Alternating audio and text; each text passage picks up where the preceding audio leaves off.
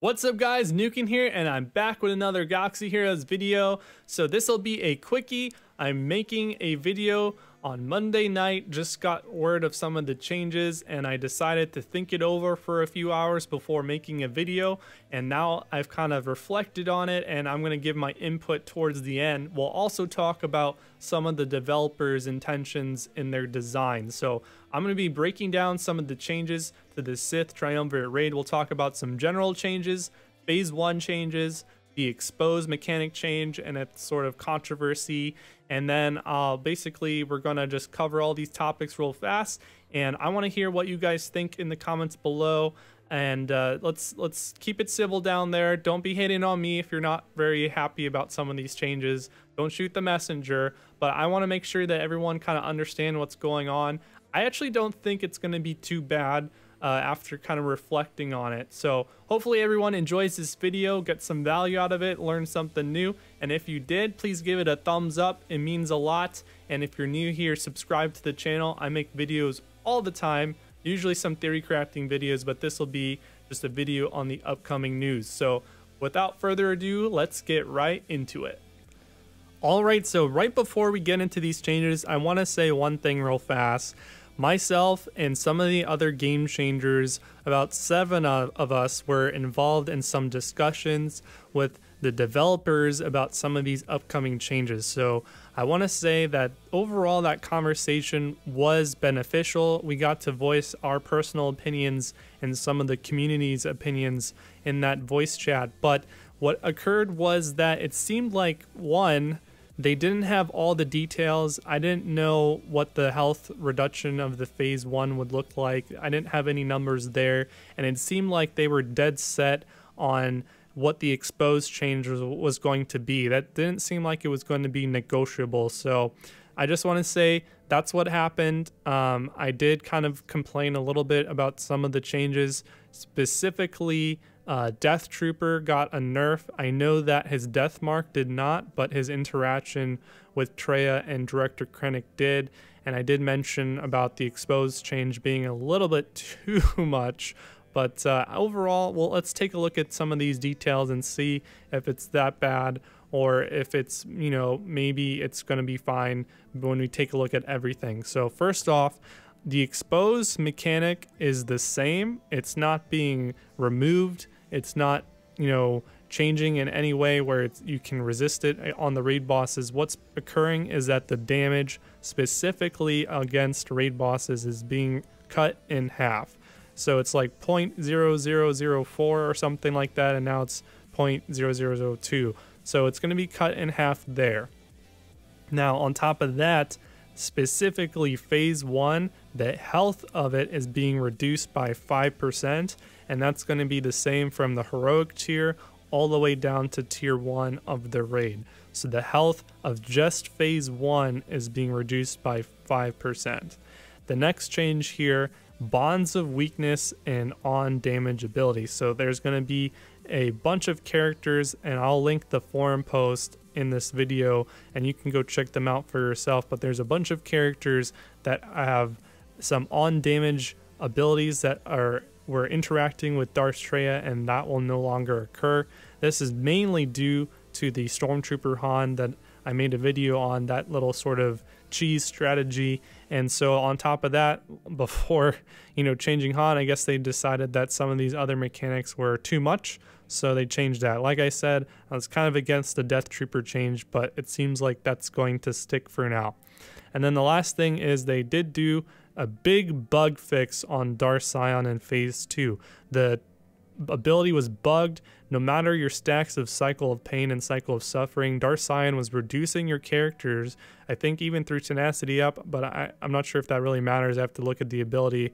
But no matter what was happening, no matter what cycle stacks you had, Darth Sion was reducing all of your characters' turn meter down to 0% all the time, and that was making it extremely difficult, especially if you were using multiple teams in Phase 2, which you kind of need to do because this raid is very hard. So those are some of the general Sith raid changes. Let's get into the specifics of Phase 1. And here are the phase 1 changes. So the first point here is about expose. So expose normally does, I believe, 20% of a character's max health outside of raids, but specifically for raids, it was doing 0.0004%. So that was what it was initially, and now they're reducing it by half. Now it will be 0.0002%. So is this a big change? I would say yes, and I'm going to display a screenshot of a battle of a Resistance Jedi training squad here, and typically before the nerf, characters were doing about 30 to 60% of their damage in the heroic tier from expose. And here in this specific screenshot, they're doing 62% damage. 62% of their damage is coming from expose. So this will be different depending on how good a player is in their playstyle of resistance filth and RNG and team compositions. This is a team of 5 resistance characters, but depending on some of these variables, it was quite a high percentage. If it's between 30 to 60%, you can just kind of bring it in towards closer to the center, around 40 to 50% of your damage is coming from expose. So I would say that that's a pretty big change. They are also reducing the health of the phase, so then there's less health to do more damage of expose as well, so that you're going to be doing even less damage, I suppose.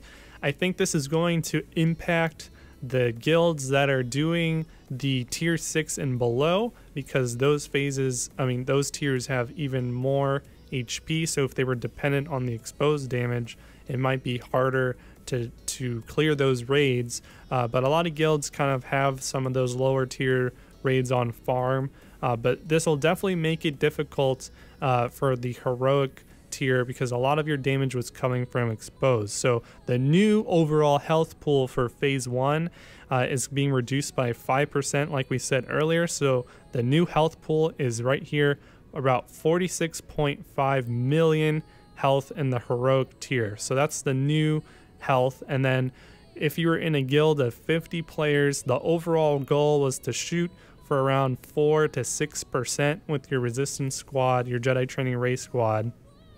And there are a lot of different compositions. You can use, Visas Mar, Zeta Barris, 5 resistance characters, Hermit Yoda, etc.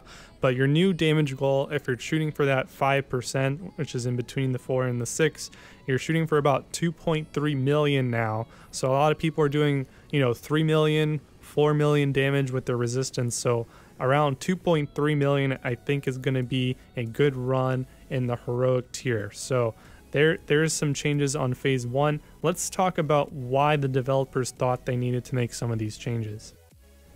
All right, so we're going to quickly cover what the developers think, and then I'll talk about what I personally think here. So after speaking with them on a sort of voice call, after reading their forum post and reflecting on it, and speaking with some people at Capital Games when I visited earlier in the year, I think this is kind of what they're thinking. Expose was a high risk, high reward mechanic that suddenly got better over time when Zetas came around with Zeta Finn, and really good when Jedi Training Ray came around. So it's been kind of out of control, and it's gotten better and better, almost too good, one might say.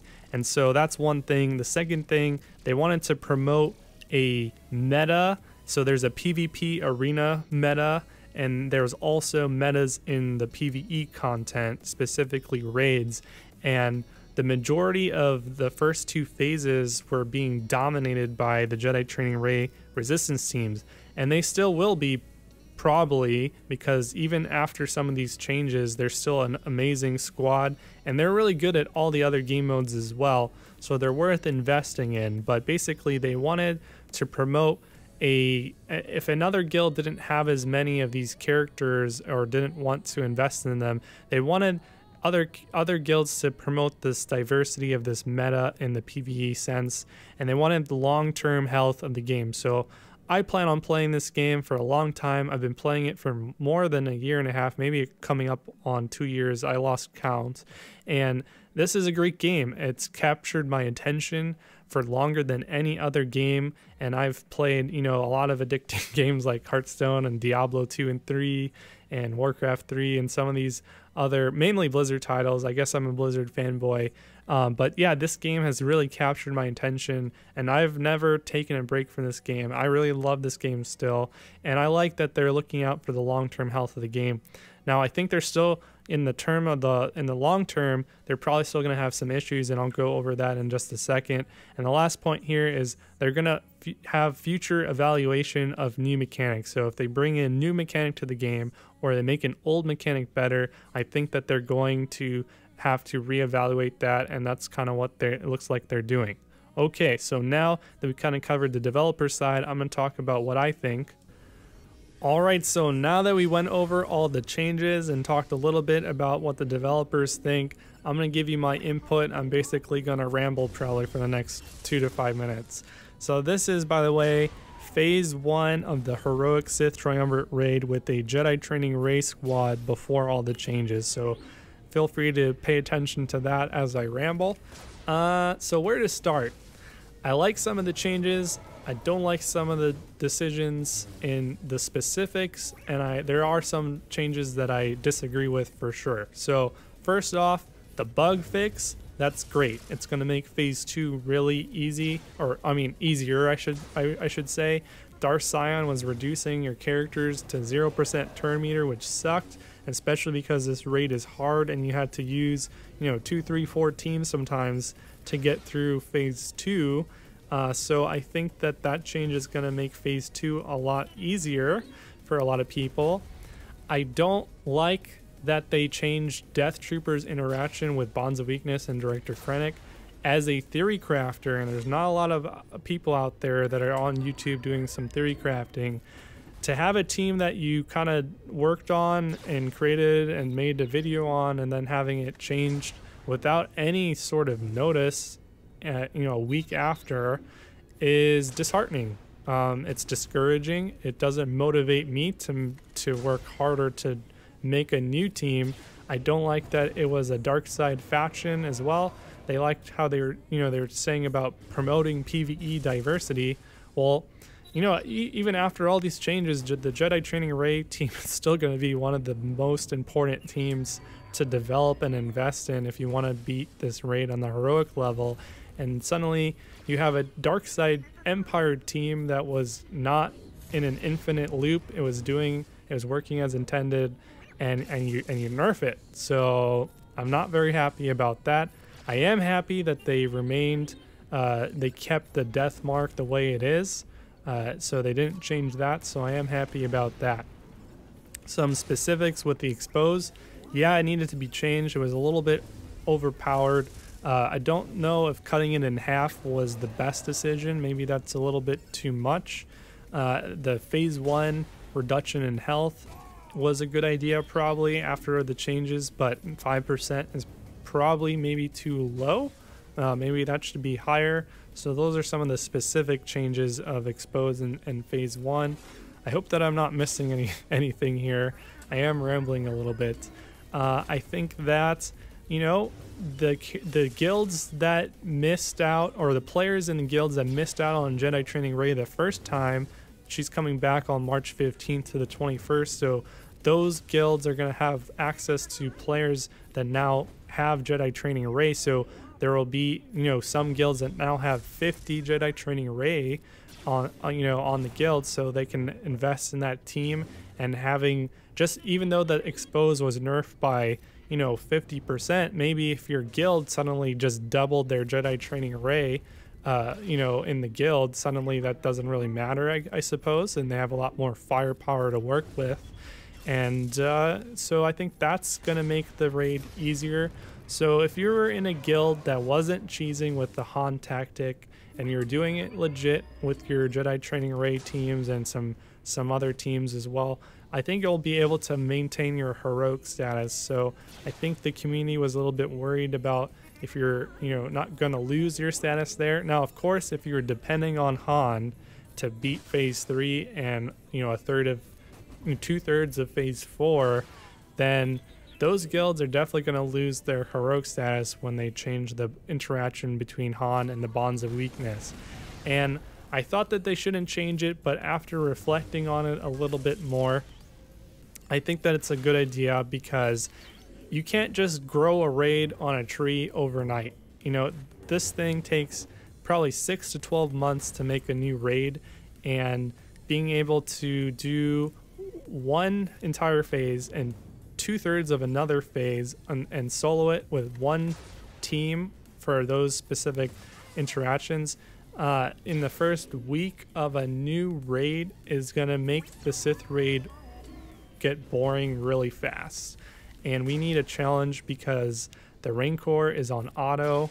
The tank raid, there's a lot of auto teams, and I've made a lot of theory crafting videos on the tank raid. Now we have 2 teams that can solo the entire tank raid with one team, and the Wampinator team can auto half of the tank raid, phases 3 and 4. So the tank raid is still good. It's still fun to play, but it's not as challenging as when it first came out. So our challenge here is a Sith Triumvirate raid, and if everyone's heroic in the first month, and there's nothing really to strive for, you want a goal that's a little bit in the distance, that's not too far in the distance, that you can kind of just reach, but you need to invest some time or money or whatever is more valuable to you.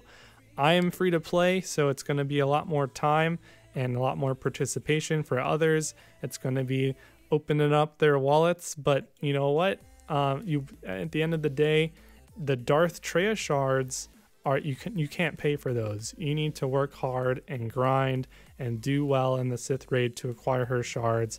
Kind of like the Wampa and Hermit Yoda, you can't really pay for Wampa shards. So I like that there's some characters that you can't pay for, that you have to work hard for, you have to grind for.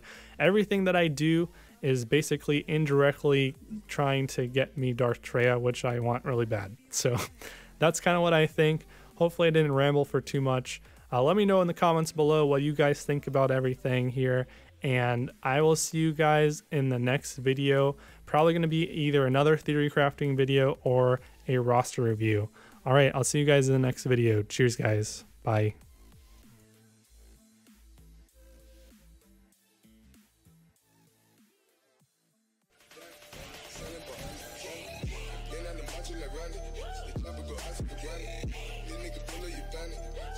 Killers understand.